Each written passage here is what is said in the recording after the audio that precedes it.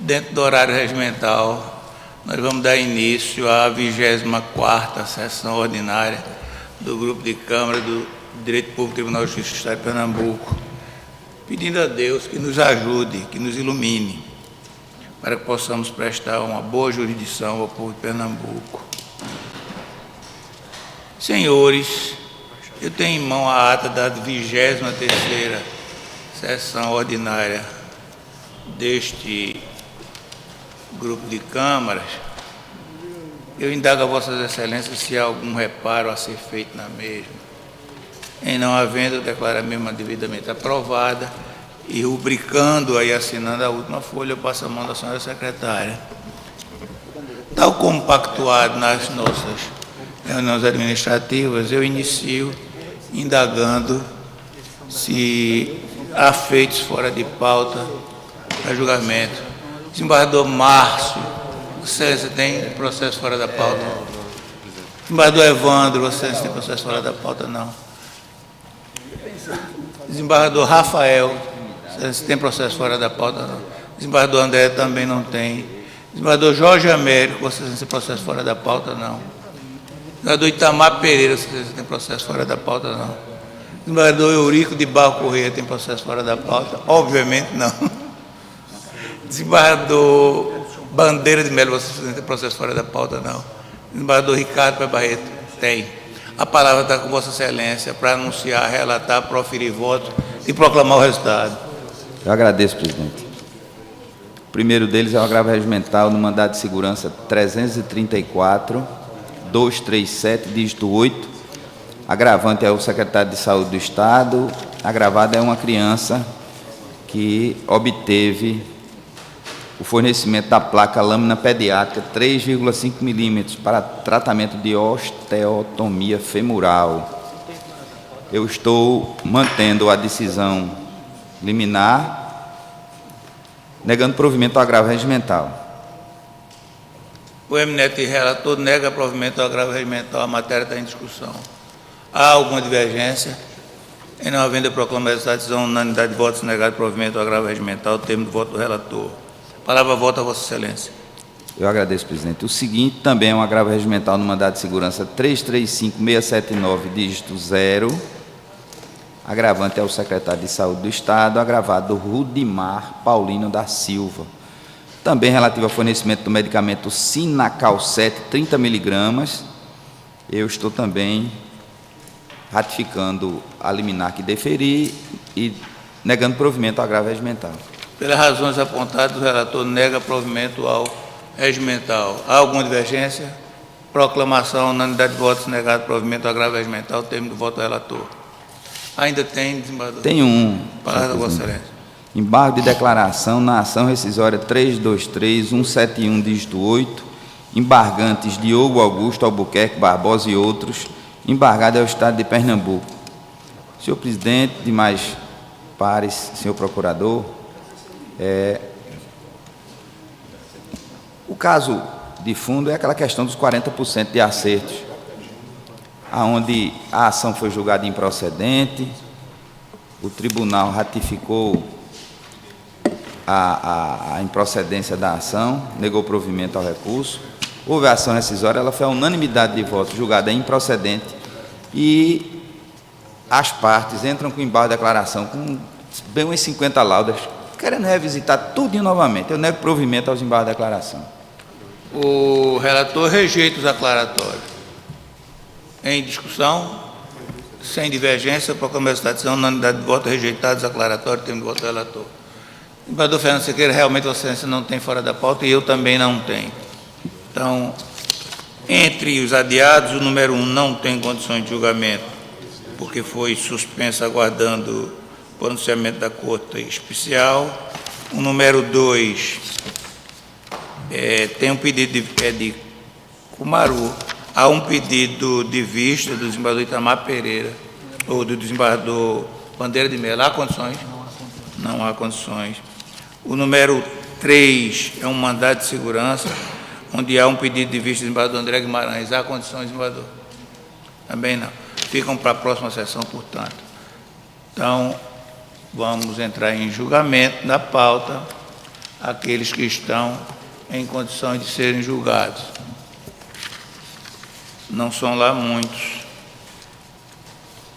pelo menos é o que tem aqui na mão. É o número 6, 8, 5, 7, 9, 10. Eu não sei se são vários habeas data, eu não sei se é a matéria mesma. Idêntica. Idêntica, não é? Então, vou chamar o número 6, que é o primeiro pelo qual foi apresentado. Só tem esses em condição de julgamento. Então, vamos julgar um processo, ele será estendido a mais 1, 2, 3, 4, 5, a mais 5 processos, e a pauta em condição de julgamento para hoje está exaurida.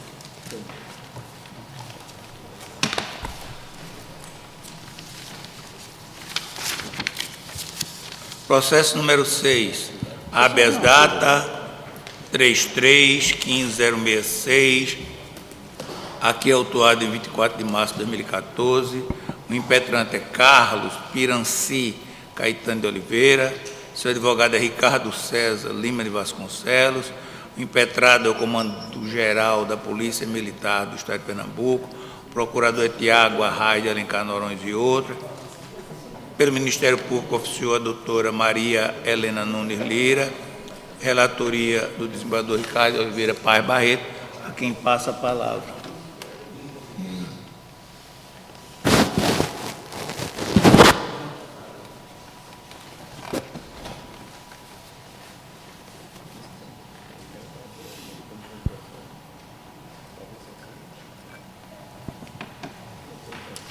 Qual é o da vez, senhor presidente, só para eu me situar É aqui? o 6, que é o que pela sequência de apresentação.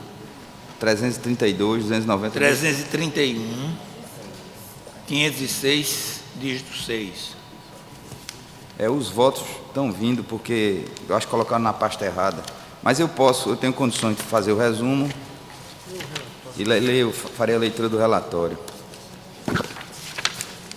Cuida-se de habeas data impetrado contra o comandante-geral da Polícia Militar do Estado de Pernambuco, objetivando lhe seja assegurado acesso integral ao processo disciplinar e sua devida publicação no Diário Oficial do Estado, que excluiu o impetrante das fileiras da Polícia Militar do Estado de Pernambuco, documentação cujas cópias teriam sido negadas voluntariamente, concedida a gratuidade processual, quando notificada, a autoridade apontada como coatora prestou as informações de folhas 26/28, aduzindo, em suma, que não há comprovação nos autos de que o impetrante tenha requerido administrativamente a documentação referenciada, desconhecendo, inclusive, que o mesmo tenha sido policial militar do Estado, pugnando ao final pela denegação da ordem. A douta Procuradoria de Justiça opinou pela concessão da ordem. Este é o relatório. Colho voto, Vossa Excelência. Eu procurarei fazer uma suma do caso, senhor presidente, porque a questão é bastante simples. Foram vários habeas datas impetrados perante este grupo de câmaras de direito público. Em todos eles se junta um documento de identidade, aqui no caso uma habilitação, uma conta de energia ou de telefone, uma declaração de pobreza e um pretenso requerimento aqui ao comando da polícia sem protocolo. Foi recebido lá, pedindo esse requerimento. Não há um único início de prova material de que o impetrante tenha participado da Polícia Militar, das fileiras da Polícia Militar. Ele não junta uma carteira da época, ele não junta um contra-cheque, ele não junta um ato, ele não junta nada. Então, de início eu pensei até em indeferir a petição inicial por impropriedade, mas procurei amadurecer mais e entendo que não há direito de fundo aqui, líquido certo, a amparar a pretensão do impetrante, porque, para que eventualmente direito ele tivesse, ele teria que juntar um início de prova material de que ele participou das fileiras, primeiro. Segundo, de que houve pelo menos um procedimento qualquer lá na polícia, de alguma forma ele deveria indicar isso, e que, de fato, há tipo um porão na Polícia Militar do Estado de Pernambuco, escondendo documentação, incapacitando essas pessoas de requererem o que quiser e bem entendo. Cito no meu voto precedentes do Supremo e do Superior Tribunal Federal, no sentido de que o habeas data não se presta para solicitação de cópias de documentação de repartição pública ou para pedido de reintegração, coisas dessa natureza. Em suma, o meu voto é denegando a ordem. Eu preferi denegar a ordem de que levantar uma questão processual no sentido de falta de interesse ou de ilegitimidade. Eu denego a ordem mesmo. É como voto. Bom, como visto, o eminente relator denega a ordem. Ele não se bastou em simplesmente dizer, na ausência de interesse processual ou de documentação indispensável, e denegou a ordem. Mas eu estou só chamando a atenção que o Ministério Público opinou pela concessão. A matéria está em discussão. Há alguém querendo discutir? Há alguma divergência? Decisão à unanimidade de votos, denegada a ordem de habeas data pleiteada nos termos do voto do relator. Desembargador, ao que eu pude entender, Vossa Excelência pleiteia a extensão aos outros casos que são parelhos. Eu pediria que Vossa Excelência, por obséquio, chamasse de um por um, só para eu ver se tem alguma preliminar. Pois não, vou chamar então, pela sequência aqui, Pois não. o 8, é o primeiro que se sucede, que é o habeas data 331.502.8. É no mesmo sentido, senhor presidente. No mesmo sentido. Depois vem o 5, que é o 332.2952, em que é impetrante Moacir Manuel Alves. No mesmo sentido. Depois segue-se o 7, que é o habeas data 332.3231, o impetrante é Jorge Felipe Santana. Também no mesmo sentido. Depois o 9, em que é o habeas datas 332.3375, o impetrante é Henrique Correia de Amorim.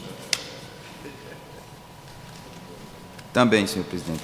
E o 10, que é o habeas datas 332.2907, em que é impetrante José Antônio da Silva. Também, não há nenhum tem preliminar, são todos idênticos. O eminente relator pleiteia a extensão da decisão aos demais casos ora chamados, porque são iguais àquele que foi votado. Há alguma opinião contrária a essa extensão? Então, proclamo o resultado de decisão, unanimemente foi denegada a ordem de habeas datas aos processos antinominados, nos termos do voto do relator. Senhores, por mais estranho que possa parecer, não tem nenhum outro processo em condição de julgamento, provavelmente porque aqueles outros que estão na pauta envolvem desembargadores que estão de licença ou de férias, como o desembargador Alfredo Jambo, o desembargador Antenor Cardoso, e nós, para alegria de alguns e tristeza dos outros, o desembargador Ricardo Barreto. Não, antes de terminar, eu queria a palavra, senhor. Nós não temos processo de julgamento. Mas antes de declarar encerrada a sessão, o desembargador Ricardo Barreto quer fazer uso da palavra. Senhor presidente, eminentes pares, senhor procurador, demais presentes, eu sei que regimentalmente não se permite elogios. Não estou aqui a fazer elogios, mas apenas um registro a Vossa Excelência do trabalho que Vossa Excelência vem desenvolvendo exemplarmente perante a direção, não é, dos desígnios do nosso Poder Judiciário antes, durante e depois da Copa do Mundo, digno de todo o registro de eficiência, de tranquilidade, inclusive retirando de Vossa Excelência o sossego, os dias de mais tranquilidade que todos nós estamos tendo assistindo esses belíssimos jogos, eu não poderia deixar de fazer um registro de tudo isso que Vossa Excelência vem se dedicando ao Poder Judiciário, porque realmente é uma como diz o nosso matuto, é uma empeleitada muito difícil. Eu apenas queria fazer esse registro, senhor presidente. Muito obrigado. Eu fico agradecido com a referência e transfiro os elogios para a equipe, fabulosa equipe, que qualquer um comandaria. Agora, que a carga de trabalho foi infinitamente maior do que aquela que eu imaginava, aquela velha história de que quem não pode com o pote não carrega, não segura na rodilha, é verdade. Mas a equipe de juízes, de servidores, o apoio de vários setores do tribunal, realmente deixa-nos alegres para descontar de tanto trabalho. E a alegria de ver tantas declarações de brasileiros, de estrangeiros, de funcionários, de juízes, se sentindo realmente comprometidos, participantes, pertencentes à importância do trabalho judiciário, e até declarações dos consulados em nome de cidadãos que foram mandados se retirar do Brasil no prazo de 72 horas sob deportação, mas dizendo que o tratamento obtido da justiça pernambucana foi de tal ordem cavalheiresca e competente que ele retorna feliz ao país dele, porque sabe que ele errou e a maneira como foi tratado é a maneira que devia ser. Então, acho que foi uma grande vitória. Está sendo, né, porque tem jogos até o dia 13, os plantões no interior e aqui na capital continuam, só acaba o plantão da Arena e o plantão de São Lourenço da Mata, e o aeroporto com a área de infância e consumo fica funcionando até o dia 31. Deixará de ser 24 horas, e passará a ser no horário de expediente normal, depois do dia 13. Mas o site do CNJ mostra, no aeroporto, o segundo estado de maior demanda. Só perdemos para São Paulo, é evidente, pelo tamanho. E a equipe lá dando conta do recado. Time show de bola. Muito obrigado pela referência, desembargador. Mas o desembargador André estava querendo falar alguma coisa. Desembargador Luiz Carlos, eu peço a palavra depois do desembargador André Guimarães. E depois eu também. Senhor presidente, sem dúvida nenhuma, né, eu reitero essa homenagem feita pelo desembargador Ricardo Paes Barreto, e acredito que toda a Corte, sem dúvida nenhuma, pelo brilhante trabalho que Vossa Excelência está realizando. Mas o que eu gostaria de propor à Corte é um voto de pesar pelo falecimento do nosso colega que estava na ativa, Enéas Barros, um grande magistrado, conhecido de todos nós, acredito, uma figura que honrou a magistratura, e que passou para outro universo. De sorte que, senhor presidente, eu proponho um voto de pesar pelo falecimento desse colega nosso, e que seja encaminhado à sua respectiva família. Obrigado, senhor presidente. Eu quero crer que não há nenhuma objeção e peço à senhora secretária que registrada a aprovação unânime e a comunicação à família enlutada. Obrigado, desembargador. Desembargador Jorge Américo. Senhor presidente, ao tempo em que corroboro as proposições formuladas pelos eminentes desembargadores Ricardo Paes Barreto e André Guimarães, eu comunico a Vossa Excelência e aos meus eminentes pares que recebi das colegas juízas Ana Luísa e Ana Carolina, conforme combinado naquela reunião administrativa, as propostas de enunciados. Eu estou com as proposições aqui comigo, são 5 proposições que abarcam numerosas situações, 90 e tantos por cento das hipóteses. Eu indago, Vossa Excelência, nós estamos aqui com 8 dos 12 titulares do grupo de câmaras.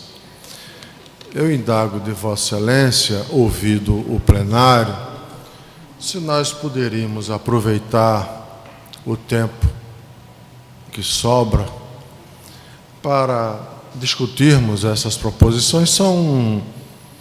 As proposições estão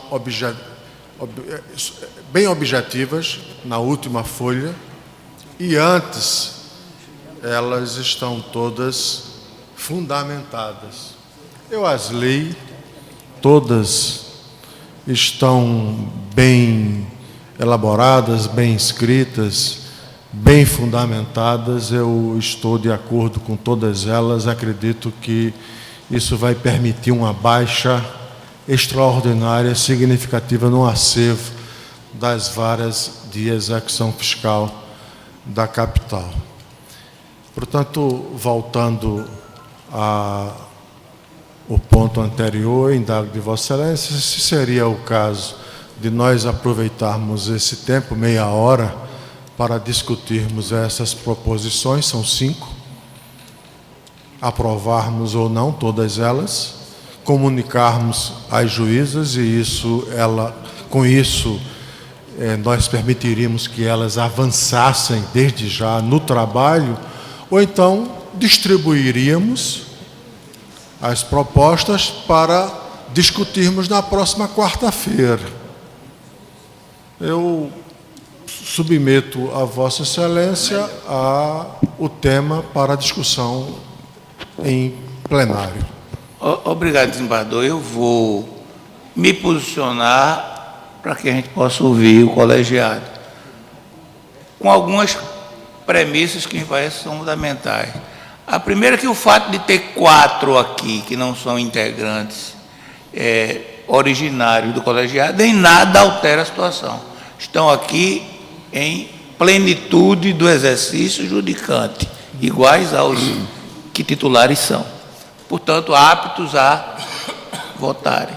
A segunda é que Vossa Excelência teve a oportunidade de verticalizar a análise daquilo que foi pactuado aqui entre nós e as juízas, após a explanação de que a gente precisava exatamente dos casos concretos, para não deixar dúvidas na hora de mantermos, ou deixar claro que não vamos manter aquelas decisões, para que não fique se extinguindo o processo e tendo que se refazer. Então, acho que isso espelha aquilo que se pleiteou. De sorte que, na minha concepção, desembargador Jorge, eu não sei o que é que pensa o colegiado, nós poderíamos operar num misto das 2 opções que Vossa Excelência fez. Seria, Vossa Excelência faria a leitura de cada uma dessas propostas sumarizadas, para que a gente, a partir delas, se vir denunciado para os julgamentos futuros. Se todo mundo concorda, elas já estão aprovadas hoje mesmo. Se alguma delas for ensejar debates, se distribui cópia e se vota na próxima sessão.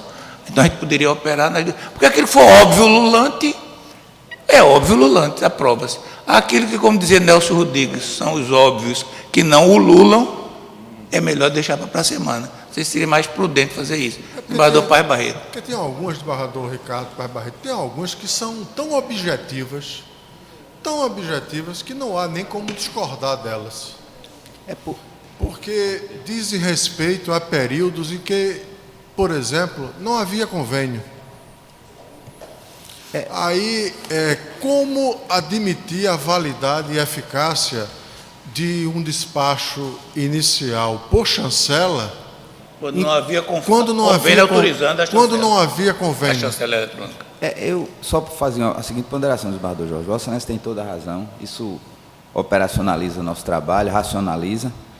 Nossa Câmara, eu, desembargador Bandeira, desembargadores aí, fomos os pioneiros a implantar enunciados aqui. Logo no comecinho, ainda com o desembargador Alexandre, não foi desembargador? Desembargador Alexandre aqui, né? E nós fazíamos alguns enunciados da Câmara que depois até outras câmaras, a outra Câmara utilizava, quando aceitava o nosso entendimento. Agora, eu, nesse ponto, me reporto ao ensinamento do desembargador Bandeira de Mello, porque o enunciado não será da juíza, o enunciado será daqui do colegiado. Aqui. Então, o desembargador Bandeira de Melo diz, mas rapaz, é uma impropriedade de redação, alguma coisa, então para a gente escutar e aprovar na mesma hora, eu preferiria, eu pessoalmente, Receber o texto escrito. receber o texto até para, se eventualmente, fazer uma melhora na redação, uma sugestão, ou aceitar como está, e na próxima semana, que também não deve haver muito feito na pauta, a pauta também deve estar tranquila, com mais tranquilidade, depois de ler, pensar com calma, então materializar, se for o caso, os enunciados. É esse o pensamento é o meu da casa? pensamento. Deixar cópia? Bom, parece que sim. Então, desembargador Jorge Américo, por gentileza, Sua Excelência, providencia entregar para dar cópia a todos. Inclusive, isso é uma maneira até de poupar uma pressão naqueles que não são titulares. Porque... Eu vou fazer o seguinte, eu vou transmitir para o e-mail Pronto, de Vossa Excelência, tá ótimo, senhor. Luiz Carlos de Barros Figueiredo, e Vossa Excelência retransmite para o e-mail dos demais. Ou eu Manda, por favor, para a Cláudia, para a secretaria, porque tem os que não são integrantes, como o caso do desembargador Eurico, do desembargador Márcio. Então, aí ela manda, porque eles vão estar mais confortáveis para decidir com essa informação. Se puder mandar ainda hoje, desembargador Jorge. mandar agora para o e-mail de Cláudia. Deixa eu... Pronto. Esse aqui é o... Então, posso encerrar. Então, enquanto presidente desse colegiado, eu declaro a sessão encerrada e agradeço a Deus por essa oportunidade.